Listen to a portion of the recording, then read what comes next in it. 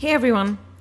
In the previous video, we looked at how we can load images onto the canvas using images that we have taken from the internet. Specifically, we looked at a website called placekitten.com where we took the images from.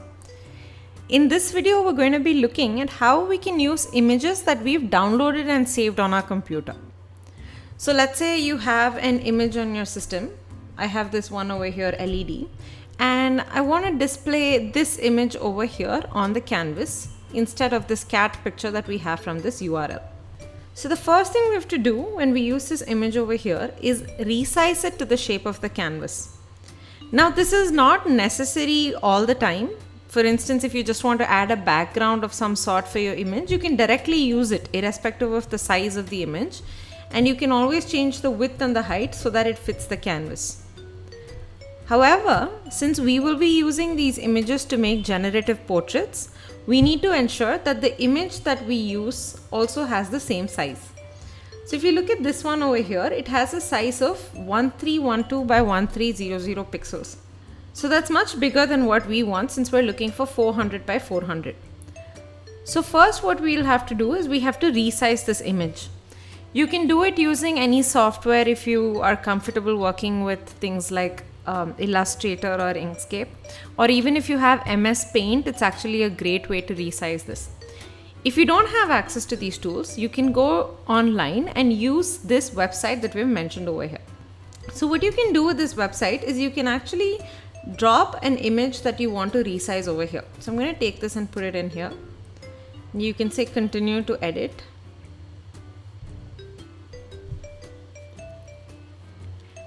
And then once you get over here, you can actually resize your picture to a custom size and put in whatever size you want. So I'm going to say 400 by 400.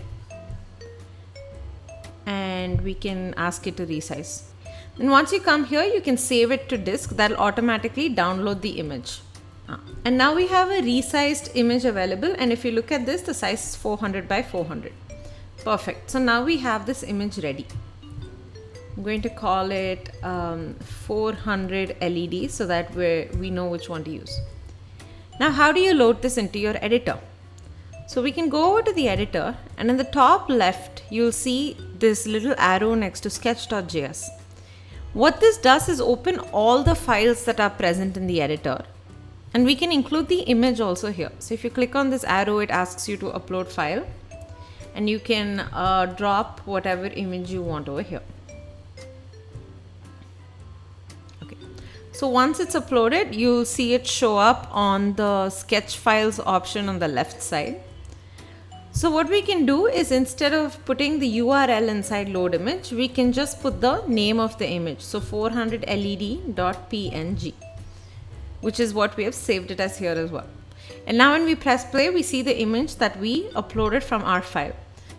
So try this out and you can start using your own images for all the generative portrait videos that we're going to be doing ahead. Thank you and see you in the next video.